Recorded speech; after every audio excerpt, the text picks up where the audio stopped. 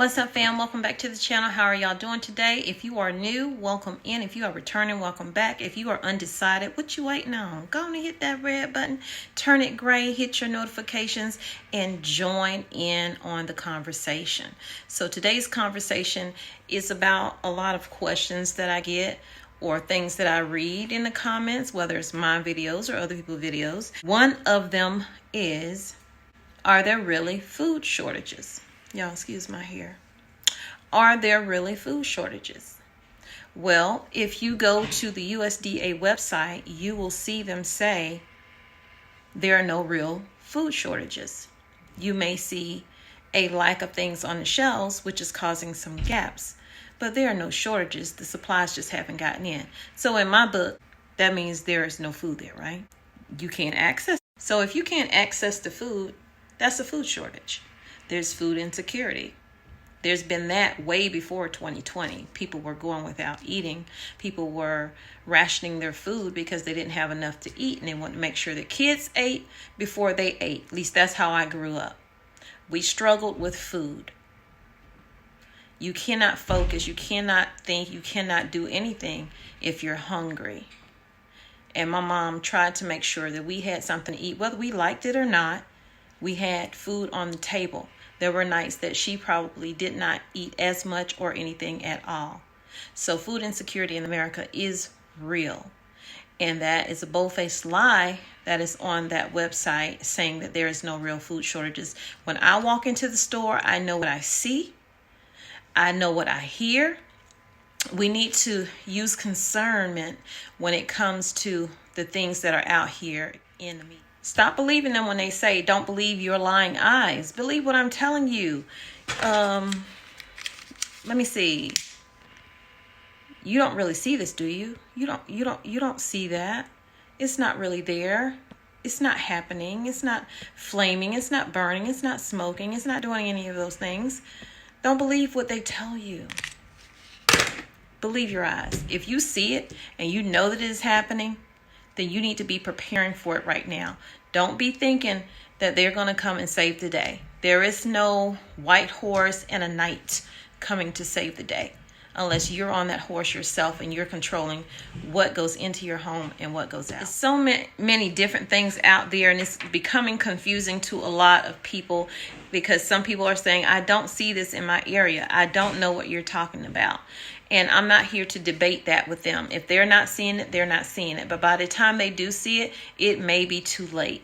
By the time we are notified by the media or the government or whoever decides, well, yeah, we'll let them in on it. You know, I know they've been seeing it, but we'll just come out and tell them now, yeah, it is real. This is happening. You need to prepare. By then, the majority of the things that you will need will be gone.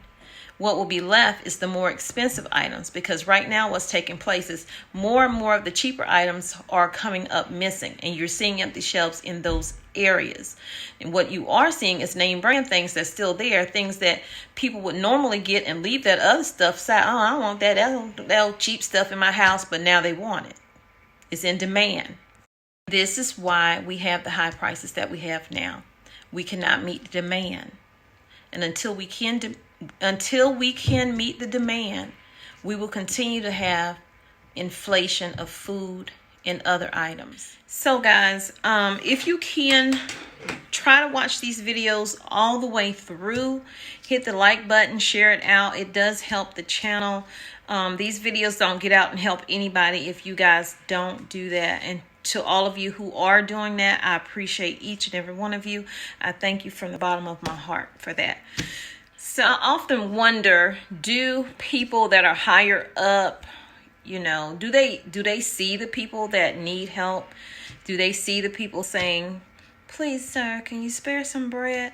I mean, do they see these people? Because I know that they do, because they post signs around town saying you're not helping them by giving them a handout. Give it to an organization. I've showed you those signs. So I don't know. But People are taking out loans. Yes, I said it. People are taking out loans. These loans are to pay their rent, to pay their lights, to pay their water, their food, their gas, to get their kids back and forth to school, to pay for child care, medical bills, everything. People are taking loans out for that. And by loans, I mean, you know, the check cashing places that they have around town that some places have been banning because it keeps people in debt. You never seem to get out of that debt once you sign on to it, because you keep saying, well, next week I'll have enough money on my check so I can pay this out and not have to get any more. But then that next week come and something came up and oh, you need another loan. So you just re-up the loan and the cycle continues. It's almost like a hamster on a wheel, and it just keeps spinning and keeds going, and you can't. And I'm not just saying that because, oh, I heard this somewhere. I lived it. I was that person way before I got married. And I had moments where I worked in the hospital. I made okay money. But being a single parent, it was difficult. You had bills. You had things that came up. And when that happened, you said, well, I know I shouldn't do this. You know you shouldn't do it because you know it's a trap. But you don't know what else to do. And your credit wasn't looking good. So, hey, well, let me go ahead and do this right here. And you find yourself in it and in it and in it. And so I finally got myself out of that. I pray none of you guys go down that route because it is a trap. Don't do it, okay? Then they're also telling you, well, you know, we have this fuel supply shortage going on. There's 25 days left of fuel. Well, by now, what are we at, 10 days or something? I don't know. I lose track. I told you, I don't believe we will run out of fuel in 25 days. We'll run out of fuel in 25 days if they absolutely, positively stop producing fuel today. Then yes, we will run out. But as long as they're continuing to produce, we'll still have fuel. We are behind. We are low. Our levels are way lower than they should be compared to a year ago. So that being said, prices are going to go up. Farmers are going to charge more when it comes to producing the food.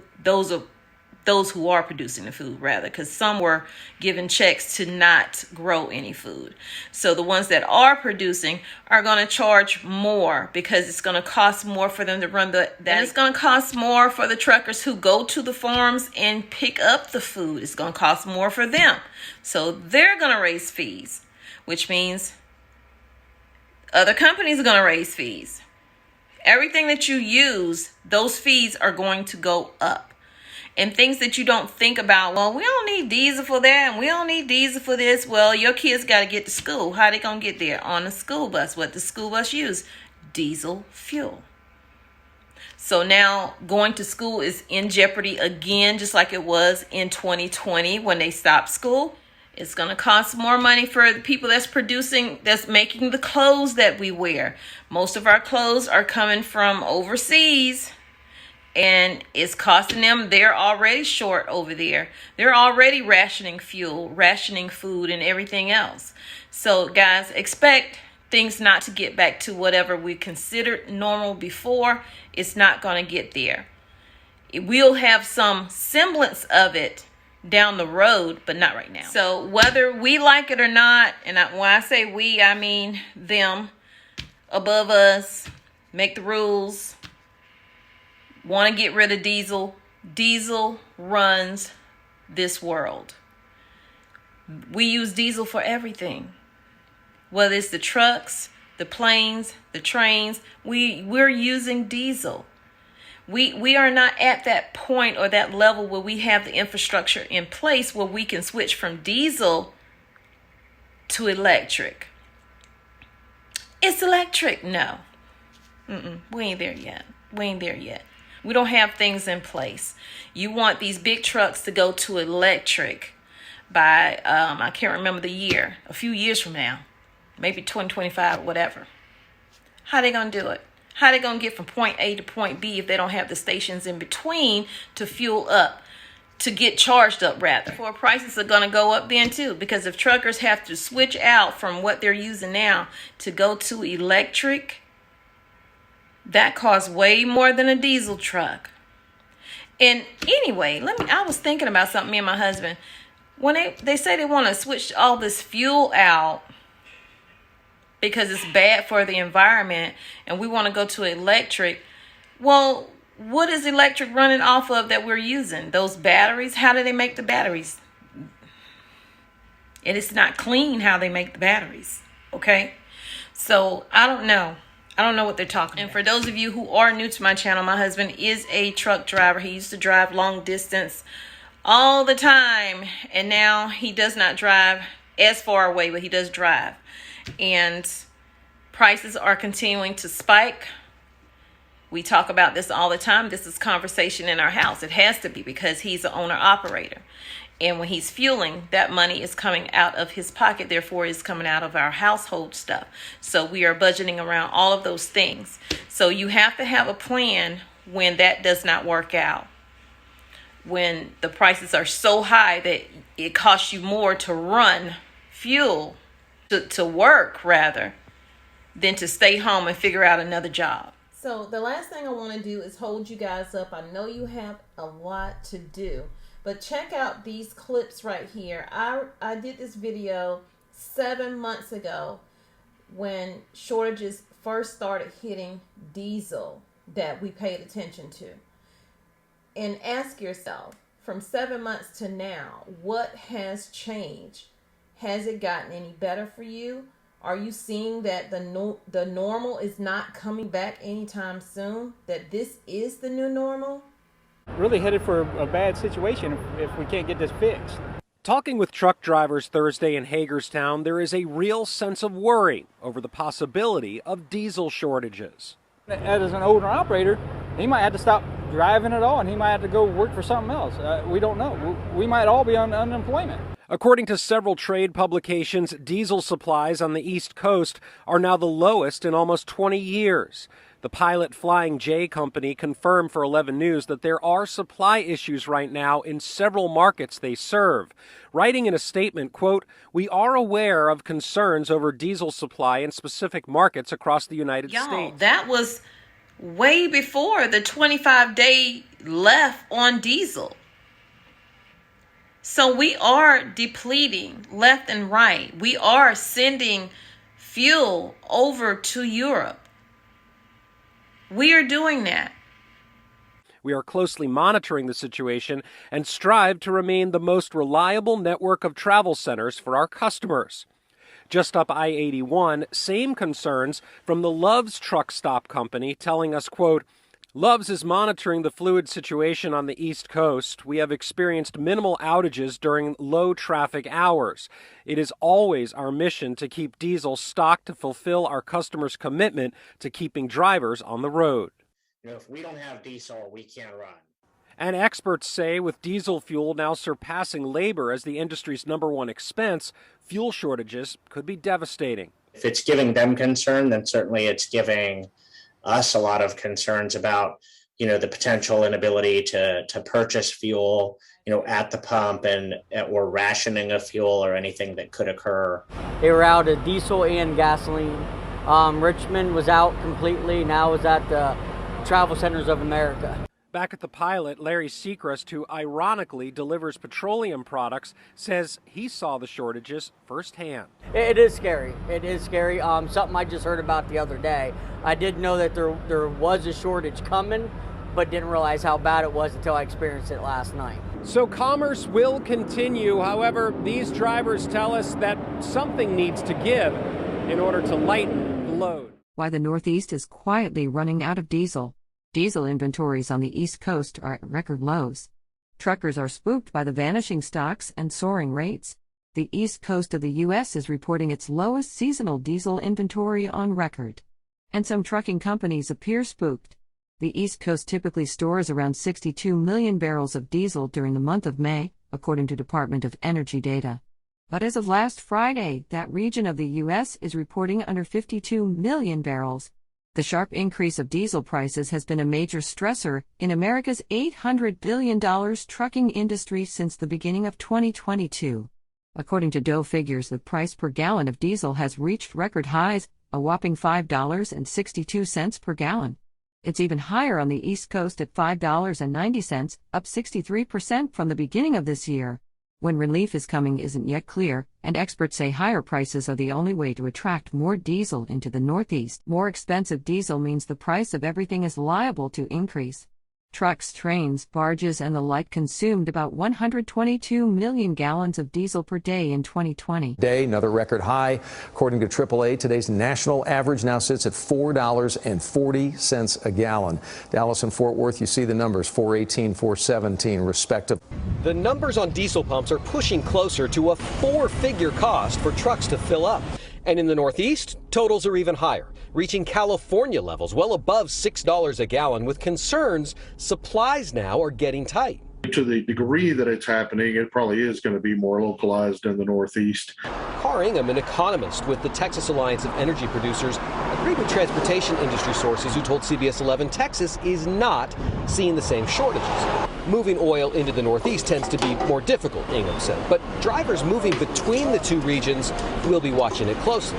But I can almost assure you they're getting direct communication from the areas that are seeing shortages as to where those are and who that is specifically, and making any arrangements outside of that they need to ensure their return trips. Don Esparza said any fuel shortage and price hike is more likely to impact truck driver and company costs, which is passed on to the price you pay for items at stores. But again, because I don't want to make this video really long, I don't understand how the USDA can tell you we don't have a shortage, but then the UN can come out and make a statement saying that we have global food crisis and famine going around this country, this world.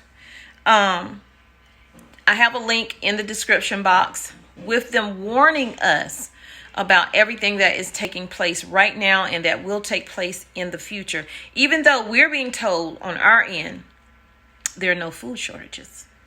Except for that one time where that man that's in charge said food shortage is going to get real for a lot of people. Notice he said a lot of people. I don't think he said all of us. If he did, it was a slip, because it's not going to get short for him. With regard to food shortage, yes, we did talk about food shortages. And it's going to be real. The price of these sanctions is not just imposed upon Russia. It's imposed upon an awful lot of countries as well. But when he made that statement, that was a true statement. But it was a statement that he probably wasn't supposed to make. It was probably something from a meeting or something that they had. And it just came out. And I don't know, maybe they medicated him. I don't know what they did, but he never said anything else about it again. He skips the question when it is brought up. So you guys, we got to start thinking for ourselves. Stop waiting for them to tell us that this is going on. When you see with your own eyes, blue, green, brown, or gray, that this is happening. Now, what are you going to do? You need to start stocking up. And you need to start stocking up today. Do not waste any time. Press the go button and go. Go get it. And get as much as you possibly can. I'm not saying go out and panic buy, but only what you need. Get it stocked. We have prices now that they jumped overnight. And now we just had that election. What do you think is going to happen? Gas prices are going to go up even higher. Food prices are going to go up even higher, because see, they was fighting to keep that stuff down. But we have to take care of ourselves. We are responsible for ourselves. We're responsible for taking care of our family. Our kids look to us. Say hey to the people. Laughed at you walking up on me when I did my other one. Oh, what's good? What's good? How you feeling? What you about to do? I'm about to do nothing. But can you send some money to my account? I need money for gas. You need gas? Gas money. Who do we look to? Ourselves and God. And you need to get it done. You have to prepare. That's all in the Bible. You got to prepare. You cannot sit there and expect that white horse at night is going to come in and save the day. It's not. And when it do, it's going to ration out how much food you get, how much water you get. And if you need medication, you might be able to get some. So y'all, please stock up on medication as well. And we got pharmacies closing left and right, pharmacy deserts out here across the United States in really low income areas. So this system is not set up how, you know, they like to say everybody's created equal. It's not set up that way. So set yourself up, okay? Don't wait for somebody else to set you up, because they're going to set you up for failure. I'm trying to set you up for the win. And the win is to make sure you get insurance. And insurance is your food. Insurance is the medication in your home. Insurance is security in your home. So that's all I got for y'all today. I'm about to go lay my head down, take me a nap. Y'all take care, stay safe, and get prepped up. Don't live in fear. This video is not intended for that. This video is not intended for that. Let me say that again, okay? We do not live in fear over here. We live in preparedness. That's how you operate. You get things done when you live in preparedness. When you live in fear, you just living in reaction. We want to be proactive. We don't want to be reactive, okay? Y'all take care. I love you, but God loves you more. He created only one you. Be the best you that you can be, and when you are, go out and spread God's love. And don't forget, share this video out because it helps the channel. Hit the like.